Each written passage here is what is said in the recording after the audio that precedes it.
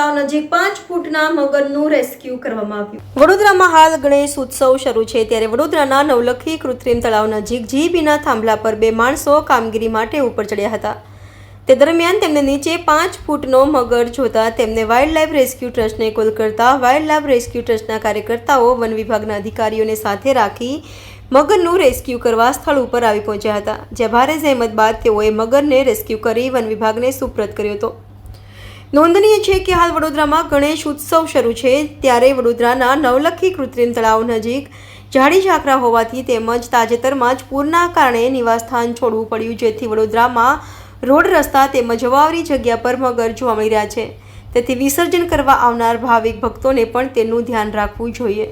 સૌપ્રથમ સવારે અમારે જ્યારે હેલ્થ સેન્ટરમાં નંબર આવ્યો કે અમુક મગર દેખાઈ રહ્યો છે, અને પછી અમે અહીંયા સ્થાન પર પહોંચતા અમને ખબર પડી કે અહીં આપણું ગણપતિ વિસર્જનનું જે કૃત્રિમ તળાવ બનાવેલું છે એના ઉપર લાઇટના થાંભલા પર કામગીરી ચાલી રહી હતી, અને 2 માણસો આપણે કામ કરી રહ્યા હતા। તો એમને અચાનક જ એમના થાંભલા નીચે એક મોટો મગર 5 ફૂટનો આવેલો દેખાયો, અને એનાથી એ લોકો ભયભીત થઈને અમારા હેલ્થ સેન્ટર પર કોલ કર્યો, અને કોલ કરતાં જ અમારા પ્રેસિડેન્ટ અરવિંદ પવારનો અમારા પર કોલ આવ્યો કે મગર નીકળ્યો છે। અમે સ્થાન પર પહોંચતા અમે પછી એ મગરને જોયો તો 5 ફૂટનો મોટો મગર હતો, ને અમે રેસ્ક્યુ કરીને એને વન વિભાગને સુપ્રત કરી દીધો છે, જેથી એમનો જીવ જોખમમાં હતો તે મુકાયેલો અમે બચાવી લીધો છે માણસોનો। Tushar Uttekar, wildlife rescue trust, Arvind Pawar.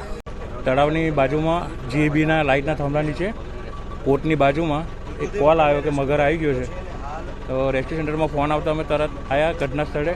મગર રેસ્ક્યુ કરી લીધેલો છે, 5 ફૂટનો છે।